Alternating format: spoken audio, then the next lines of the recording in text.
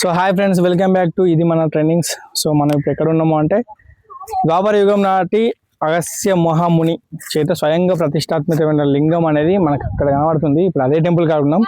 విషయం వివరణ గురించి వస్తే, ద్వాపర యుగంలో ఉన్నటువంటి మహాముని అగస్త్య మహాముని ఈ ప్రాంతానికి వచ్చినప్పుడు కొంచెం ప్రశాంతంగా అనిపించిందట. చాలా విశ్రాంతంగా ఉంది ప్లేస్ అని చెప్పేసి అనుకొని ఇక్కడ ఒక శివలింగాన్ని ప్రతిష్ఠించాలని చెప్పేసి ఉద్దేశంతో ఇక్కడ ఒక శివలింగాన్ని ప్రతిష్ఠింపడం జరిగింది. దీన్నే అగస్త్య మహాముని ప్రతిష్టాత్మక లింగేశ్వర స్వామి అని కూడా మనం చెప్పుకోవచ్చు. ఈ చుట్టూ కూడా చెరువు ఉంటుంది. మనం లోపలికి వెళ్ళి చూద్దాం.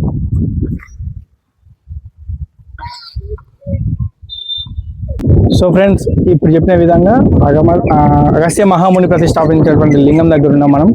దీని విశేషం ఏంటంటే, ఆ ద్వాపర యుగం తర్వాత దీనిని అంటే ఈ యొక్క టెంపుల్ని దీని యొక్క విశిష్టతను పునరుద్ధరించడానికి అంటే ఈ ఐక్యత కోల్పోదని చెప్పేసి మన కాకతీయ కాలంలో ప్రతాపరుద్రుడు ఈ ఆలయాన్ని కొంచెం పునరుద్ధరించిండు. అంటే కొంచెం మంచిగా చేసి సెట్ చేసిండు. దాని తర్వాత ఇది ఎప్పుడు జరిగింది అంటే 1289లో కాకతీయ కాలం నాటి ప్రతాపరుద్రుడు ఈ ఆలయాన్ని కొన్ని పనులు చేసి అద్భుతంగా దీన్ని సెట్ చేయడం జరిగింది.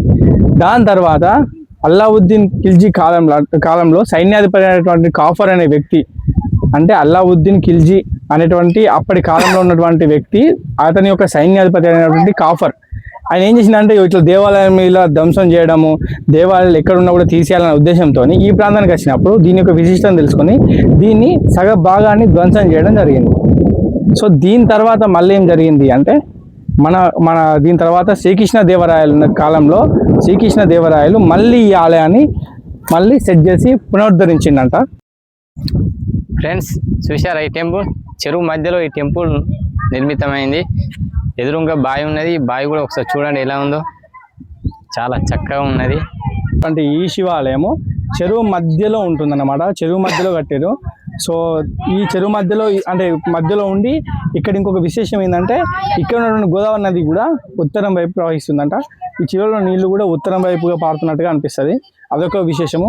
ఇంకోటి ఏంటంటే 1289 సంవత్సరంలో మనకి డైరెక్ట్ కాకతీయ కాలం ఉన్నటువంటి అప్పుడున్నటువంటి ప్రతాపరుద్రుడు ఈ ఆలయాన్ని అభివృద్ధి పనులని ఆయన చూసుకున్నాడు. దాని తర్వాత అతని కాలం ముగిసిన తర్వాత ఇది మన ఏంటి అల్లావుద్దీన్ ఖిల్జీ యొక్క సైన్యాధిపతి అయినటువంటి కాఫర్ దండయాత్రలో ఈ ఆలయాన్ని అంటే మన హిందూ సంబంధించినటువంటి ప్రతి ఒక్క ఆలయాన్ని ధ్వంసం చేసుకుంటూ వచ్చి ఇక్కడికి వచ్చినప్పుడు కూడా ఈ ఆలయం యొక్క సగభాగాన్ని ధ్వంసం చేసిందంట. దాని తర్వాత శ్రీకృష్ణదేవరాయలు ఈ ప్రాంతానికి వచ్చి స్వామివారిని దర్శించుకొని ఈ ఆలయాన్ని కొంచెం అభివృద్ధి చేసిండు. సో ఇప్పుడు ఉన్నటువంటి ఈ అభివృద్ధి పనులను కూడా శ్రీకృష్ణదేవరాయలం కాలం నాటి, మళ్ళీ దాని తర్వాత మళ్ళీ కొంచెం మరమ్మతులు చేసిండు, కానీ దానికి కరెక్ట్గా లేదు. మీకు లోపల వైపు కూడా చూపిస్తారండి. ఈ శివాలయం టెంపుల్ చూసారా ఫ్రెండ్స్? మీద కూడా శివాలయం గోపురం ఆనవాళ్ళు ఎంత చక్కగా అనిపిస్తుంది. శివాలయం ఉన్నట్టు ఇక్కడ ఈ చెరువు మధ్యలో చాలా చక్కగా కట్టించారు. ఇప్పటికీ చాలా చూడదగ్గ ప్లేసే ఇది. సో ఫ్రెండ్స్, అగస్త్య మహాముని ప్రతిష్ఠించినటువంటి లింగాన్ని అగస్తేశ్వర ఆలయంగా కూడా చెప్పుకోవచ్చు. దాని తర్వాత అతను అంటే ఆ ద్వాపర యుగం తర్వాత దీన్ని మళ్ళీ కాపాడింది అంటే ప్రతాపరుద్రుడు కాకతీయ కాలంలో. తర్వాత కొన్ని చర్యల వల్ల దీన్ని ధ్వంసం చేసినా కూడా మళ్ళీ శ్రీకృష్ణదేవరాయలు ఇక్కడికి వచ్చి స్వామిని దర్శనం చేసుకొని పూజలు జరిపి దీని అభివృద్ధి పనులు చేపట్టారంట. దాని తర్వాత కాలక్రమేణా ఇక్కడ ఉన్న వాళ్ళు దీని యొక్క అభివృద్ధి పనులు చూస్తున్నారు. ఇది చెరువు మధ్యలో ఉండడం చాలా విశేషం, చాలా అద్భుతమైన అంటే ఇది కూడా ఒక పర్యాటక కేంద్రంగా భలే ఉంది. అండ్ స్వామి కూడా అంటే అప్పటి కాలంలో ద్వాపర యుగంలో ప్రతిష్ఠించిన శివలింగం కాబట్టి మహిమాన్విత శివలింగం అని చెప్పుకోవచ్చు. దర్శించుకుంటే చాలా మంచిది. ఇంకా లోపల సైడ్ కూడా చూద్దాం. లోపల సైడ్ వెళ్దాం. ఇప్పుడు మొత్తం చెరువు మధ్యలో ఉండడం వల్ల భలే ఉంది. కమలపులు కూడా ఉన్నాయి అన్న. సో ఇప్పుడు మనం లోపల సైడ్ అయితే వచ్చినాము. లోపల సైడ్ చూడండి, అంటే అగస్త్య మహాముని ప్రతిష్ఠించిన లింగం అయితే ఇక్కడ ఉంది. ఇక్కడ అండ్ ఈ ప్లేస్లో కొన్ని రకాలుగా ఉన్నాయి. అంటే శివలింగం ఫ్రెండ్స్, ఇక్కడ విషయం ఏంటంటే ఇక్కడ ఓల్డ్ శివలింగం అయితే ఉంది. నాకు తెలిసి ఈ శివలింగం ఇదేమో. అండ్ ఇక్కడ సంబంధించినటువంటి విగ్రహాలకు సంబంధించిన పురాతన విగ్రహాలు కూడా ఉన్నాయి. అండ్ ఇక్కడ అమ్మవారి విగ్రహాలు ఉన్నాయి, ద్వారపాలకుల విగ్రహాలు ఉన్నాయి, నాగదేవత యొక్క విగ్రహం కూడా ఉంది. ఈ ప్లేస్లో అంటే ఈ ప్లేస్ నన్ను అడిగితే ఇంకా దీన్ని అభివృద్ధి చేస్తే చాలా బాగుంటుంది. ఇలా కొన్ని విగ్రహాలు ధ్వంసమైనయేమో అని నాకు అనిపిస్తుంది. ఎందుకంటే ఇక్కడ ఉన్న మనం అంటే చరిత్ర చెప్పుకున్నట్టుగా ఇక్కడ ఉన్నదానికి మనం చదువుకున్న దానికి ఇక్కడ ప్రజెంట్ కొంచెం అంటే కొన్ని సంబంధించిన విగ్రహాలు లేవు. కానీ ఇది ప్లేస్ అనేది వాళ్ళు అంటే పుణ్యాత్ములైనటువంటి ద్వాపరయుగంలో అగస్త్య మహాముని, తర్వాత రాజరాజ ప్రతాపరుద్రుడు, తర్వాత శ్రీకృష్ణ దేవరాయలు సందర్శించిన స్థలం కాబట్టి దీన్ని దర్శనం చేసుకోవడం చాలా మంచిది. అండ్ శివుని యొక్క అనుగ్రహానికి కూడా మనం పాత్రయితాం కాబట్టి ప్రతి ఒక్కరు కూడా దర్శనం చేసుకోండి. లోపల ఒకసారి ఇది చూసుకో, ప్రధానమైన విగ్రహాలు ఉన్నాయి, ఒకసారి చూడండి, చూసి ధరించుకోండి. ఇక్కడ శివలింగ ఆర్ట్స్ చేసేళ్ళు. ఇది వెంకటేశ్వర స్వామి టెంపులా? ఇది వెంకటేశ్వరదా? వెంకటేశ్వర స్వామి వీళ్ళు ఆర్ట్ ఎవరో వేసారు ఇక్కడ. ఇక్కడ నాగదేవత చాలా చక్కగా చేశారు, చూద్దాం. ఫ్రెండ్స్ ఎక్కడ పడితే అక్కడ వీళ్ళు ఏంది అన్ని గీతలు, ఇవన్నీ గీతలు ఎందుకు సైడ్ పట్టం లడనేటి పట్టుకో. మీరు నమ్మరు కానీ ఫ్రెండ్స్, నాకైతే ఇప్పుడు మేము చాలా లాంగ్ నుంచి వచ్చినాం.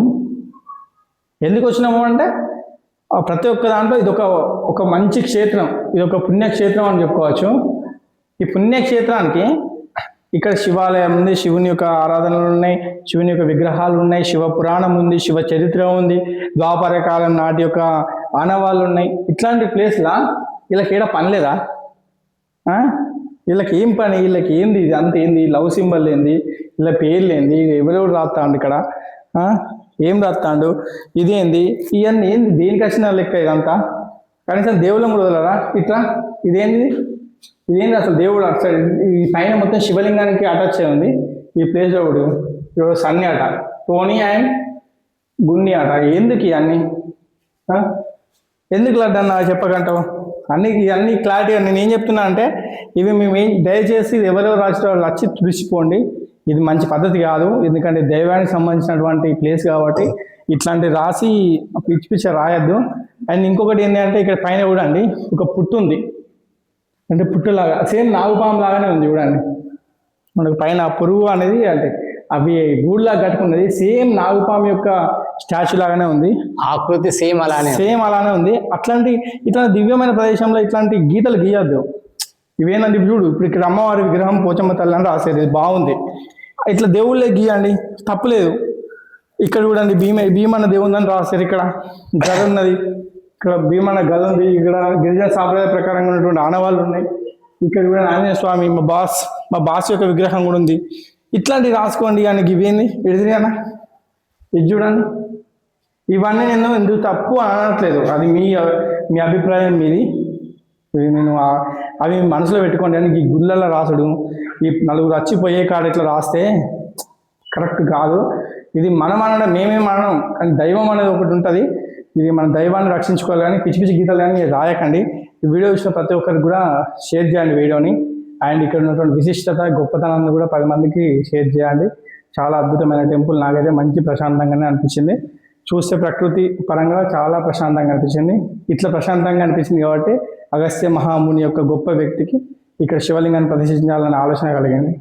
మీరు కూడా ఇటు వచ్చినప్పుడు చూసి వెళ్ళండి. మా ఛానల్ మాత్రం చూస్తూనే ఉండండి, స్కిప్ చేయకుండా. కామెంట్ షేర్ చేయండి ప్లీజ్.